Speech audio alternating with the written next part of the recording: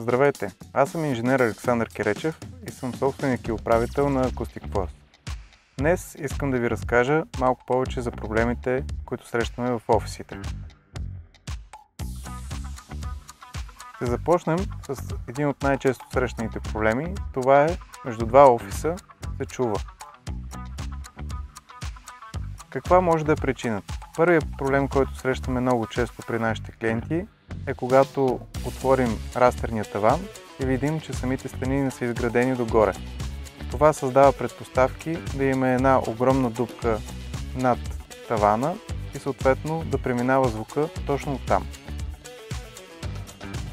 Вторият често срещан проблем е когато имаме стъклени стени. Обикновено те са много тънки, а вратите, които са сложени към тях, всъщност нямат никакви уплътнения, нито имат някакви каси. Това създава предпоставка индексът на звукоизолация на самата стена да е много нисък, а през вратата и през фугите да минава звук. Това е и основната причина всъщност да се чуваме между залите и общите части. Също така, когато имаме две зали, които са граничещи една с друга и са на самата фасада, а фасадата е тип окачена. Често стените се опират в алуминиевите профили и се остава една фуга от 2 до 5 мм. Конструктивно тя е необходима, но създава предпоставки за една дупка, през която минава звука. Когато ходим на огледи, второто нещо, което гледаме, е тази дупка при профила. И последният проблем, който най-често срещаме, са залите за видеоконференции. Те често кънтят и имат неприятно ехо. И дори най-високия клас видеоконферентна техника не може да реши проблема.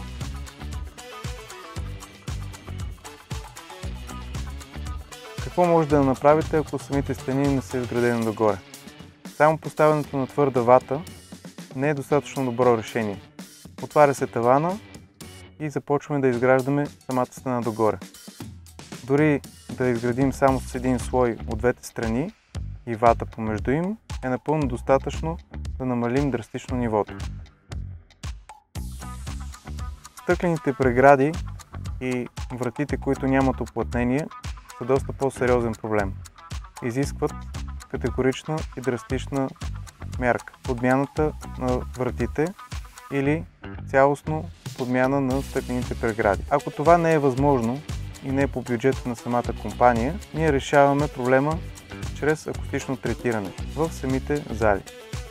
Как става това, ще разберете малко по-нататък.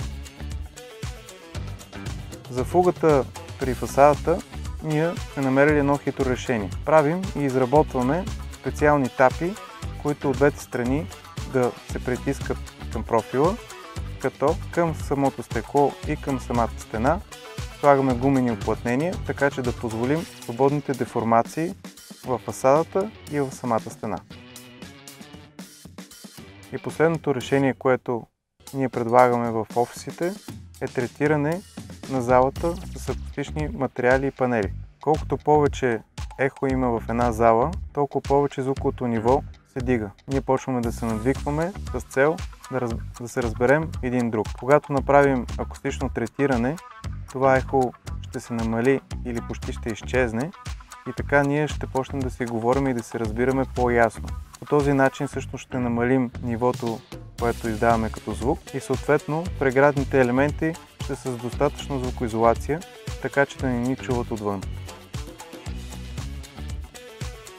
Ако намирате тези проблеми и чувате вашите колеги, винаги може да се обърнете към нас. За повече информация потърсете ни в интернет, Instagram, YouTube или директно се обадете на нашите телефони.